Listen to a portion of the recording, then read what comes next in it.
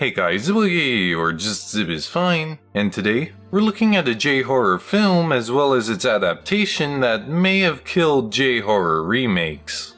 Today, I'll be looking at Japan's One Missed Call as well as America's One Missed Call. But first, a bit of venting from a frustrating research session. One Missed Call, or Chakushin Ari, originally premiered at the Tokyo International Film Festival in 2003. However, at the time of my research, the Wikipedia displayed conflicting dates.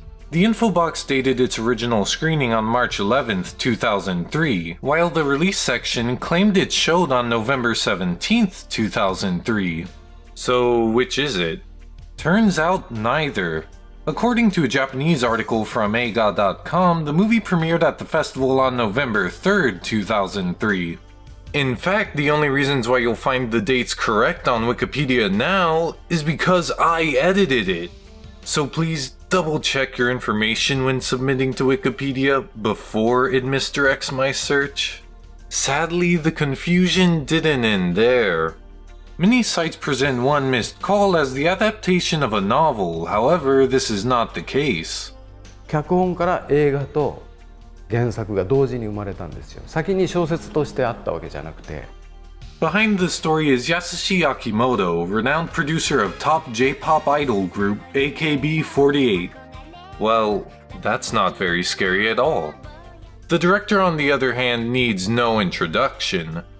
Gamers may recognize his adaptations of Yakuza and Ace Attorney, while movie fans instantly recall his subversive audition and his balls-to-the-wall violence in Ichi the Killer. Directing One Missed Call is the uniquely twisted Takashi Miike. The movie was a success, spawning a TV show as well as an infamous Western adaptation that I'll cover later in the video. For now, let's dial up and look at One Missed Call. Individuals start receiving voicemails from their soon demise. Upon death, the call spreads to a contact on the phone. As her friends perish, the curse closes in on protagonist Yumi Nakamura. Teaming with Hiroshi Yamashita, a man investigating the deaths, Yumi attempts to save herself and her friend's life and stop the curse. If the premise sounds familiar, it should.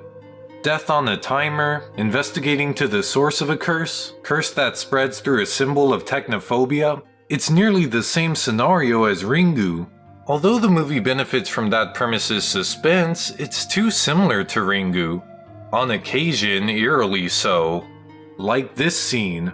The protagonist mourns at a victim's house. We follow a character into the victim's room, concluding outside with a group of high schoolers informing the protagonist of the curse. In scenes like this, the film is borderline plagiarism. Thankfully, the film presents some distinguished qualities. The most distinct, in my opinion, being the editing. At one point, the film cuts between two people in a phone call, except it's two separate conversations. もしもし、夏美？おお、久しぶり。夏美、水沼さんって人知ってる？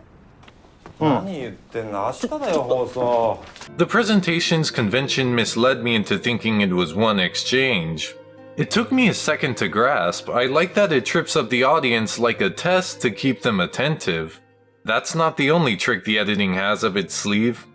The film often quickly cuts to the subjects of the characters' dialogue. 酸欠って苦しいんだってね。見つかった時すんごい顔してたらしい。It's like stream of consciousness. This technique put me both in the moment and in the character's headspace. The horror, on the other hand, I'm a bit mixed on. The ringtone is creepy and iconic.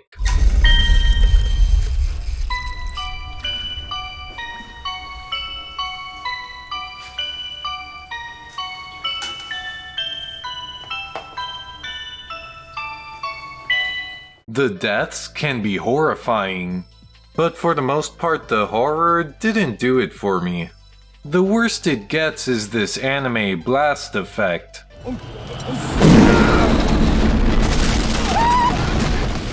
I considered it over the top, but at least it's scarcely used. The atmosphere was average, and a majority of the film's best visuals are reserved for the climax, which leaves most of the movie flatlining. That is, excluding my favorite scene of the movie. Yumi's friend Natsumi receives the call and is scouted by a TV station for a live exorcism. Desperate, Natsumi agrees to Yumi's protest. What results is excellent. Yumi's breaking into the studio alongside the menacing countdown to Natsumi's death is a rush. Not to mention the build-up. The scene is so overwhelming by the end. The thrill and anticipation of this scene is a glistening highlight for me. The scene is also important as a reflection of its genre and era. The juxtaposing mesh of olden beliefs symbolized through The Exorcist, glorified on modern television, is similar to the spotlight these films shined on curses. The scene bears a striking self-awareness. This scene is important because it points a mirror at both itself and the irony of J-horror. I love this scene, but can the ending live up to it? Let's find out. Yumi and Yamashita search for Marie Mizunuma, whom they believe abused her children, becoming the source of the curse. This hits home to Yumi as she had an abusive mother. Within an abandoned hospital, Yumi comes face to face with the chilling reanimated corpse of Marie. She's one of the most memorable visuals of the movie. Details like her skin peeling off make her feel more alive, or dead, or you get what I mean. Yumi sees her abusive mother in Marie in my least favorite part of the movie. 分かったよお母さんずっとここにいるから英語でいるから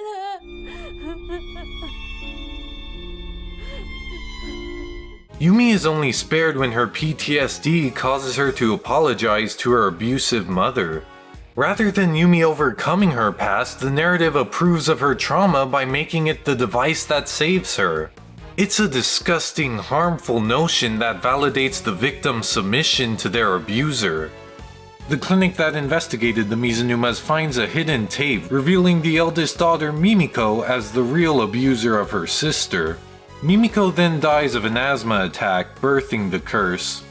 As a side note and not of the movie's fault, I was spoiled of this twist. Thanks to Arrow Video's trailer for their Blu-ray trilogy.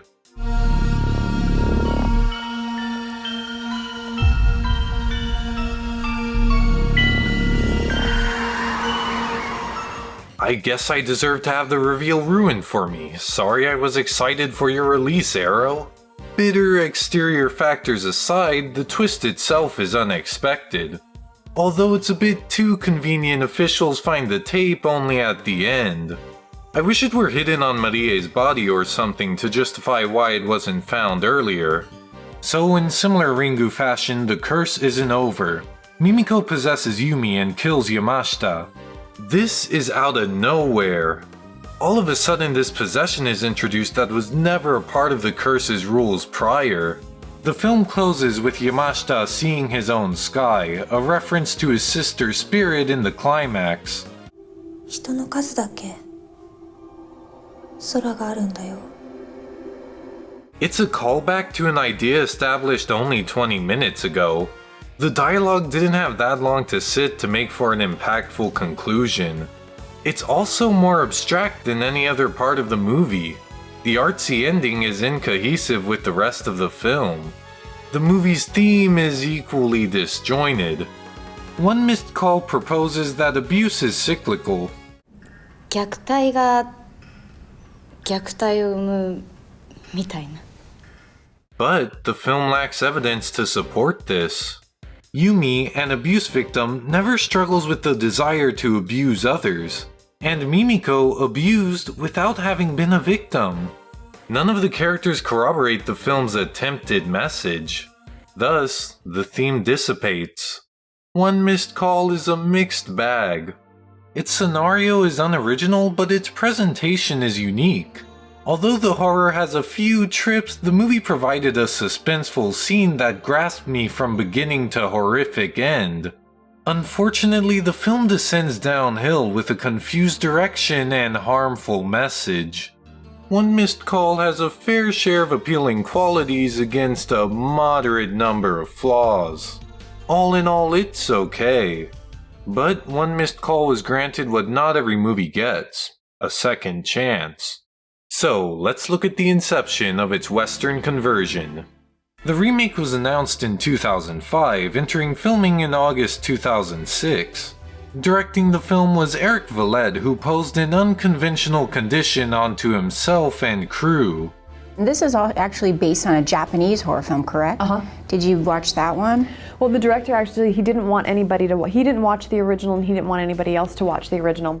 Although refusing to engage with the source material raises concerns of an unfaithful recreation, I don't mind Valette's stipulation. If a remake is a one-to-one copy, why watch it over the original? There is a balance to strike between accurate recreation and unique work. Valette's methods could be considered extreme, but I admire his effort to preserve originality.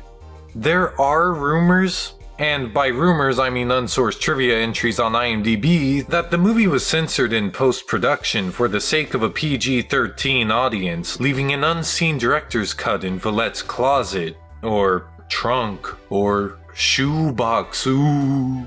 But, like many tidbits from IMDb, this notion is outright false. Supporting actor Ed Burns confirms that while an R rating was considered, it was dropped during production. You know, and I know there were some questions while we were in production about how far to take the gore. I guess there was a rated R conversation at one point, and then they just kind of pulled it back. So sorry if you were hoping to find some ultra bloody edition Hollywood hid away from you. Speaking of, the film did some hiding of its own. One Missed Call was set to premiere on August 24th, 2007, but was exiled to the barren depths of January the preceding year. Seemingly anticipating the hate, Warner Brothers refused to pre-screen the movie to critics. And perhaps they were right, because the movie would garner notoriety for its 0% rating on Rotten Tomatoes. Unfortunately, the film's failure may have impacted another adaptation. According to an interview with Ed Burns, Kadokawa was looking to remake another Takashi Miike picture. Kadokawa, the company that owns the rights to the original, they gave me a DVD of this Japanese hitman movie from the mid-90s called Rainy Dog, and we're doing a remake of that set in 1902 New York. However, nothing ever came of it. The film's critical lashing would result in the end of the J-horror boom in the West, but is its hate deserved? Let's find out and look at America's One Missed Call. The plot is similar to the original. Instead of Yumi, Beth Raymond leads the film with Detective Jack Andrews in Yamashita's role. One distinction between the original and the remake is the visuals. Those cursed see hallucinations that hint at the curse's origins. Why does that sound familiar? Oh right, that's what happened in The Ring, centipedes and all. Wow, they even adapted the original's ripoff factor. The CGI is overdone. It doesn't help that the scares that rely on it are hilarious.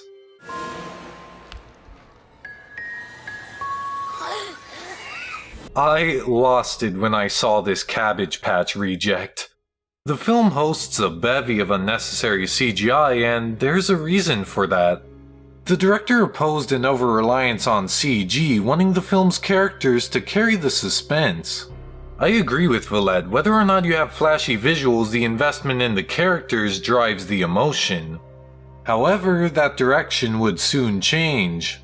What started as around 50 visual effects shots wound up close to 300 by the end of the film.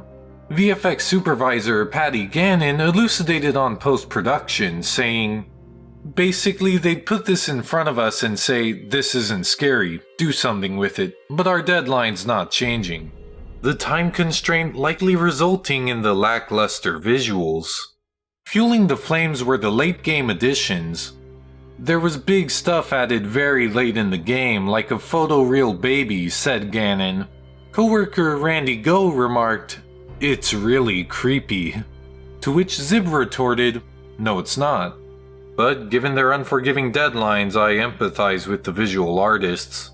In my opinion, the poor CGI reflects the studio's crunch rather than the hard work of their employees. The film's horror is also unfortunate. The deaths are weaker, as is the suspense. The live exorcism scene is the biggest victim in the remake. The 10-minute anxiety trip of the original scene is nerfed to half of that. This is partially due to the film's shortened runtime, but its abbreviated length isn't bad. The film trims much of the fat of the original, even omitting its faux theme. Considering the original's unsubstantiated message, it's a worthy cut. On top of that, the streamlined plot makes the movie more digestible. I also appreciate the writing of Andrews. Where is your mother? God damn it! Oh, that was great. You know, you really have a way with kids, you know that?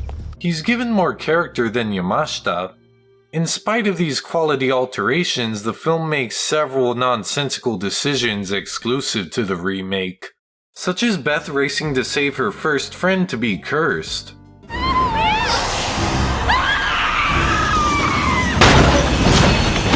It's weird Beth gives chase as if she believes the curse before she's verified it. Then there are the origins of the hallucinations in the child's room.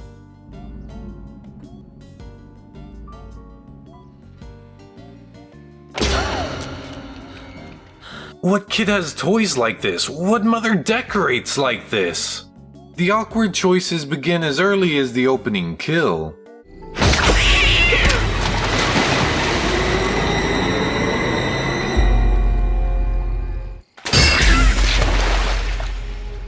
Why did the cat die? What, did he get a missed call too? Then there's the exorcism. I command you in the name of God, in the names of all his heavenly angels, to be gone from this cell phone. I get that he's a sham priest, but humorous displays like this do not belong in scenes that should be tension builders. At worst, the movie is odd to tonally deaf. But at best, we have the third act, so let's get to it. The setup is similar to the original. Just replace Marie and Mimiko Mizunuma with Mary and Ellie Layton respectively. Beth finds Mary's body hidden in a vent. I prefer this to the crate she was inside in the Japanese version. It makes more sense officials couldn't find her body hidden in a vent. The corpse comes face to face with Beth before uttering,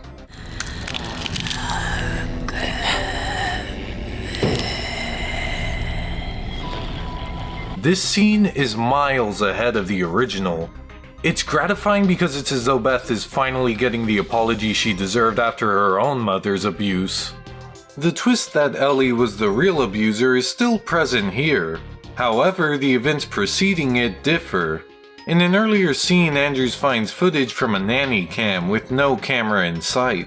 In the end, upon viewing a drawing by Ellie's sister, he realizes the camera was her stuffed bear. Compared to the Japanese version, finding the tape requires Andrews' detective skills and is thus much more rewarding. Following is where things get really different. The phone Beth dropped gets a missed call. No, wait, no! After a chase to Beth's house, Andrews dies. No, wait, no! This is a clever twist. Beth's scream on the voicemail is a good mislead to make you think it's from her demise.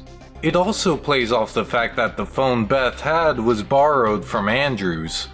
And the call still follows the rules of the curse, having recorded the sound at his demise. All this comes together for a twist that works and caught me by surprise. I also approve of Mary saving Beth to return the favor of putting her at peace. It makes the search for Mary more than a misdirection. The film closes with the curse living on.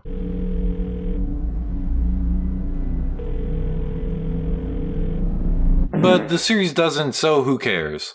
One Missed Call US is a mixed bag. The visual effects artists did the best they could under their strict deadlines. Although the narrative is tighter, the horror and suspense is weak, even comical on occasion.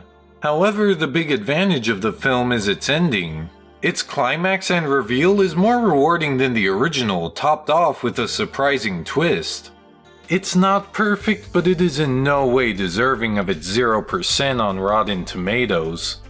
One Missed Call US has a moderate number of flaws against a fair share of appealing qualities. all in all, it's okay. Deja vu. In regard to my preference, it's undecided. The horror and suspense of the original is better, but the tightened narrative and improved ending of the remake warrant admiration as well. If we could have the best of both worlds, we would get a pretty good movie. But as is, the closest to getting that is between two average films. And that concludes the J-horror boom in the West. To shortly reflect, I'm quite attached to this era. It gave us great remakes like The Ring and The Grudge. Especially with the background of the originals, I was intrigued seeing how these remakes adapt Japanese horror and culture. Not to mention, most of my movie collection consists of Japanese films. They're my passion. So I'm glad the J-horror boom broadened Westerners' horizons beyond Hollywood. I hope this movement introduced many to the Japanese films these movies are sourced from, and more. Like the sequels to One Missed Call, which I'll start to cover next time. I've been Zibboyeye, or just Zib is fine, and thank you for watching. Zibbo bye bye!